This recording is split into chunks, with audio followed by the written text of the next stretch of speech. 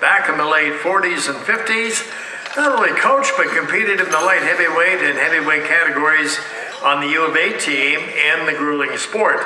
Also part of the Edmonton Wrestling Federation, and was on the U of A team that competed in 3 national championships and passed on his many skills by teaching the sport in other parts of the province. His efforts produced world-class athletes in the sport of wrestling. Ladies and gentlemen, let's find out more about our Pioneer Award winner, Herman Dorin. Please check out the screen. I never lifted weights with barbells and stuff, but in 1944, when I was coming 15, we stooped the whole crop, my brother Paul and I, and we thrashed that fall for 35 days. And that was my weightlifting with the pitchfork. Ed French was a boxer at the U of A, and I had seen him knock a friend of mine out after 1 minute and 17 seconds. And I was hard up for a sport. So I thought, well, second year of university, I'll go up to the wrestling and boxing club. They were side by side. So they lined us up from the biggest guys to the smallest guys. I was on the biggest end there. And this was for boxing. Guess who was on the other side, my size? Ed French. So I just moved over to the wrestling. After losing it in 50, I won it in 51. And there weren't always wrestlers in every class in every year. Especially when you're really good, people don't enter. They don't want to be beat, you know? So that happened a few times, but it's absolutely true that I was undefeated until 1967 in Alberta competition. Well, I started coaching in my second year because my previous coach had gone to Korea and got himself killed in the war. I got a book that was about wrestling from, I think it was a Michigan coach or something, University of Michigan coach. And so I came up with a lot of new stuff that wasn't known too well. But it meant in my life, it was a completely life-changing experience. Because I met my wife because of wrestling. She was willing to take these pull punches demonstration. And that was 64 years ago. I did it because I'm a true amateur. MA is to love in French, and a person who really loves is what I was. Who loves wrestling. And my wife.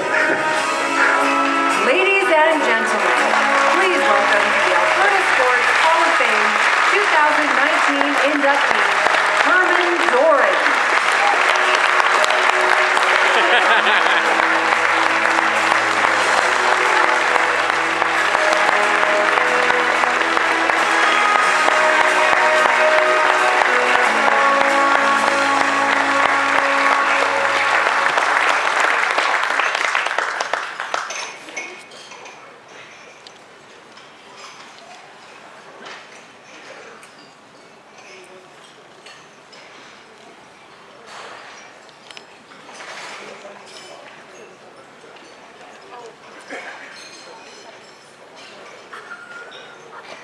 Cracking joke.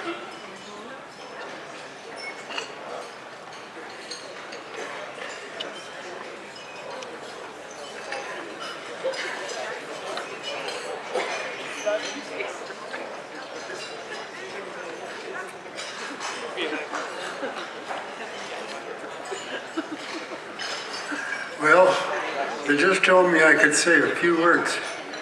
And I've been preparing for 3 weeks to try and cut the story down so I could get it all in 3 minutes. But I forgot about this video. And while I was coming up here, I couldn't hear that, so I don't know what that video said. So if I'm repeating myself, just holler, "Shut up, Herman." Anyway, I'm very pleased that I want to say that at this table right in front here, the first one, where my wife is sitting, no, is that right? Where is she? Oh, the second one, maybe? Whatever. Wave, you guys, if you're the ones I'm talking about. I have at that table the person who nominated me for this award, and that is, his name is Dennis Heppelhäuser, and he don't live out very far here by Black Falls. So wave, Dennis. And beside him are two boys.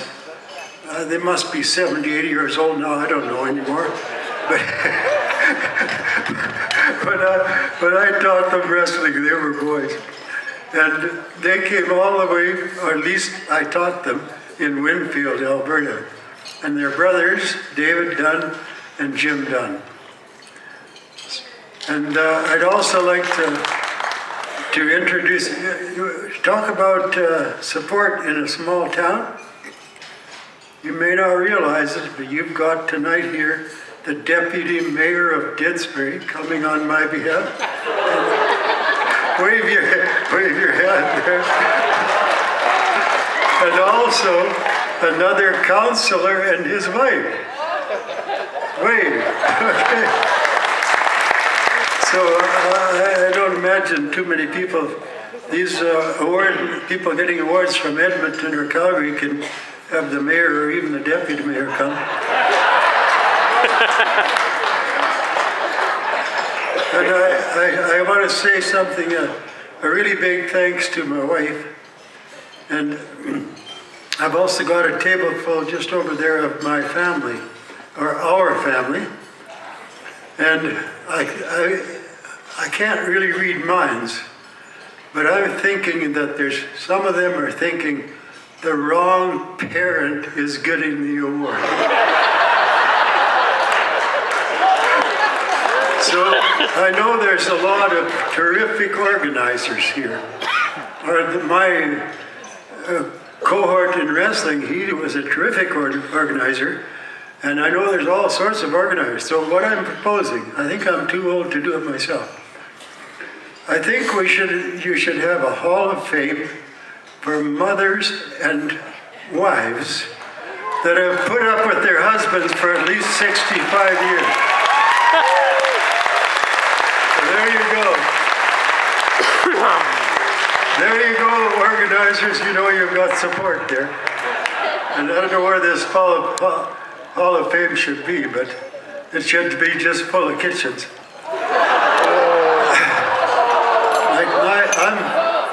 I'm born in the latter part of 1929, I think it was. Sure hard to remember that.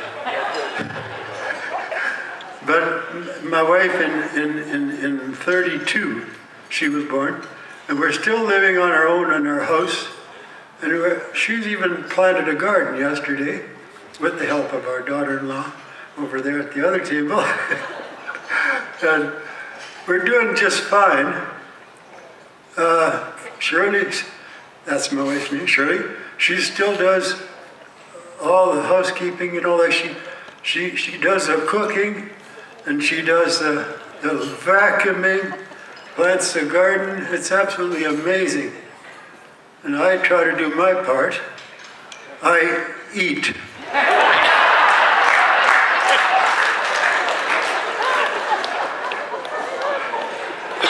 I really appreciate you people laughing because 4 or 5 years ago I had a heart transplant, and I used to, when I wrestled, I used to weigh 183 pounds. And although I did wrestle under 177, and then under 191, and then in 1954, I wrestled heavyweight. And so, any good idea what the heck I was talking about?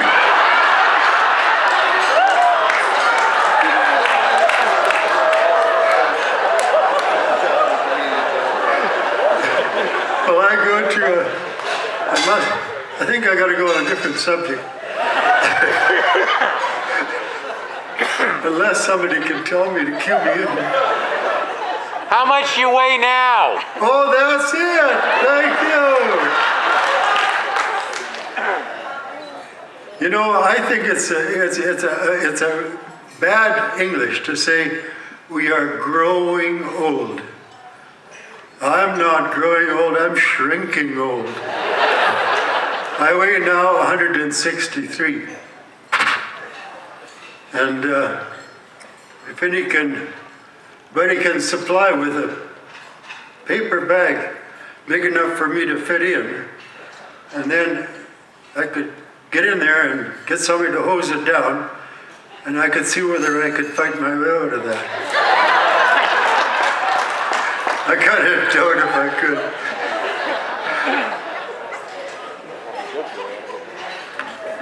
But the reason why I appreciate your laughing is because after I had my open heart surgery in 2014, I thought, the only thing I could possibly do now would be maybe a stand-up comedian. Thank you. Oh, I did have a story. I remember now. Who's got the buzzer? I go to a senior support group in Didsbury, and my wife really appreciates it once a week getting me out of her hair. And so on the 8th of May, I was sitting in that group and I was daydreaming and I missed 3 bingo numbers and I probably didn't get a chocolate bar that I might have been able to get. But I was thinking, today's May the 8th. On May the 8th in 1954, I was fighting the final bout in the 191-pound class. The very final bout of the whole tournament, because heavyweights weren't very common those days. And they'd already finished their thing. And I was up against a guy named Bob Steckel from Ontario, who had been to the Olympics in Helsinki in 52. And actually, I had gone to Winnipeg to try for that too. I was the first person from the U of A wrestling club that ever went out to into the Canadian Championships. That was my first in 52, my second time in 54. And I really didn't have a chance, against that guy, because he had the international experience and all. So, well, what else have I got? I think, where's the music?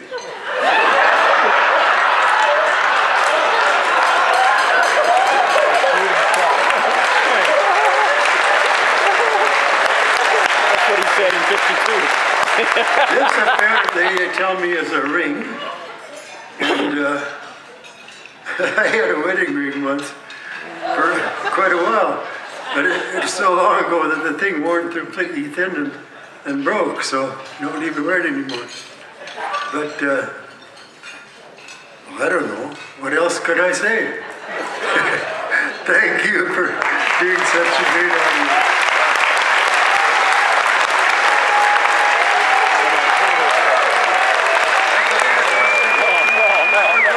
I forgot an important thing. I think it mentioned in the video that I got pretty strong from pitching bundles on a thrashing crew about 3 or 4 years. I did some calculation, and according to my calculations, the year that we thrashed for 35 days, each of us, with our own bundle team and pitching our own bundles, each of us would have pitched 350,000 bundles. Now that's what I call weightlifting.